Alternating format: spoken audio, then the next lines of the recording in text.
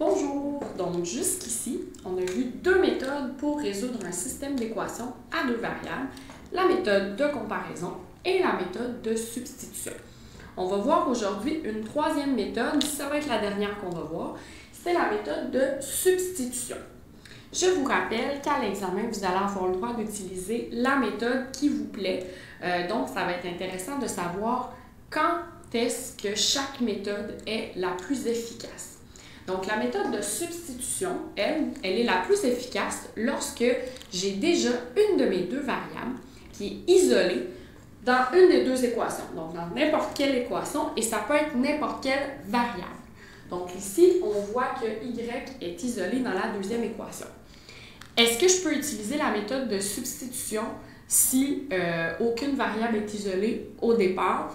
Tout à fait. Il va falloir que je fasse un petit travail supplémentaire d'aller isoler une des deux variables à mon choix dans une des deux équations. Ici, c'est déjà fait, donc on va pouvoir commencer à résoudre notre système. Donc, substitution, substituer, qu'est-ce que ça veut dire? Ça veut dire remplacer. Donc, le principe de cette méthode-là, c'est que je vais aller remplacer une des variables par sa valeur qui est donnée dans une autre équation. Donc, en fait, ici, puisque je sais que y est égal à moins x moins 4, je vais pouvoir aller remplacer, substituer le y de l'autre équation par cette valeur-là. Ce qui va me donner une nouvelle équation avec seulement une variable. Donc, on va voir ce que ça va donner. Donc, si je réécris toute la première équation, mais en remplaçant le y par cette expression-là ici. Donc, je vais me retrouver avec 3x plus 2 multiplié par toute une expression. Donc, je vais utiliser une parenthèse ici. C'était 2y et y vaut tout ça. Donc, la parenthèse, elle est très, très importante. Donc, moins x moins 4 et c'était égal à 5. Donc, ici, vous êtes tout à fait capable de résoudre ça. Vous faites ça depuis, secondaire 2, 3. OK, donc, première chose à faire, ça va être d'aller distribuer ma multiplication par 2 ici dans la parenthèse. Donc, je vais aller multiplier chacun des termes de la parenthèse par 2. Donc, je me retrouve avec 3x. 2 fois moins x, ça donne moins 2x. 2 fois moins 4, ça donne moins 8. Tout ça est égal à 5.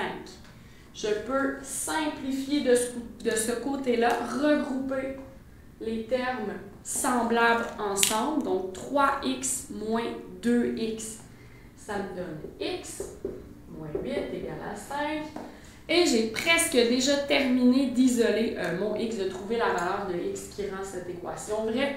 Je n'ai qu'à ajouter 8 des deux côtés pour trouver que la valeur de x, elle est de 13. Donc, évidemment, je n'ai pas terminé. Je dois maintenant trouver la valeur de y pour compléter le couple solution. Je peux prendre, comme avec les deux autres méthodes, là, quand on a trouvé notre première variable, le reste, c'est pareil.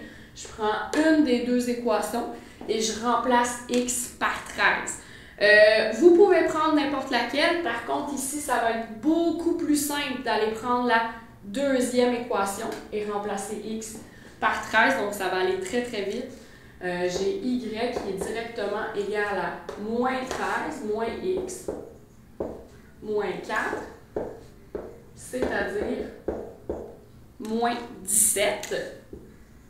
Donc, techniquement, j'ai mon couple solution, 13 moins 17. Si je suis dans un contexte, je vais avoir trouvé la valeur de x qui représente une certaine variable de 13, la valeur de y qui représente une certaine variable de moins 17. Évidemment, je vous demande, comme avec les autres méthodes, de vous vérifier, donc de faire une vérif à la fin. Vous commencez à connaître la routine. Maintenant, on va prendre l'autre équation qu'on n'a pas utilisée. On va remplacer x et y par les valeurs qu'on a trouvées et simplement vérifier que l'équation, elle est vraie. Donc, j'aurai ici 3x, donc 3 fois 13 plus 2y, donc plus 2 fois moins 17. Est-ce que 7 égale à 5? 3 fois 13, ça donne 39. 2 fois moins 17, ça donne moins 34. Est-ce que ça donne 5 ici? Oui, tout à fait. Donc 5 égale 5. J'ai terminé de résoudre ce système de deux équations avec la méthode de substitution. Merci!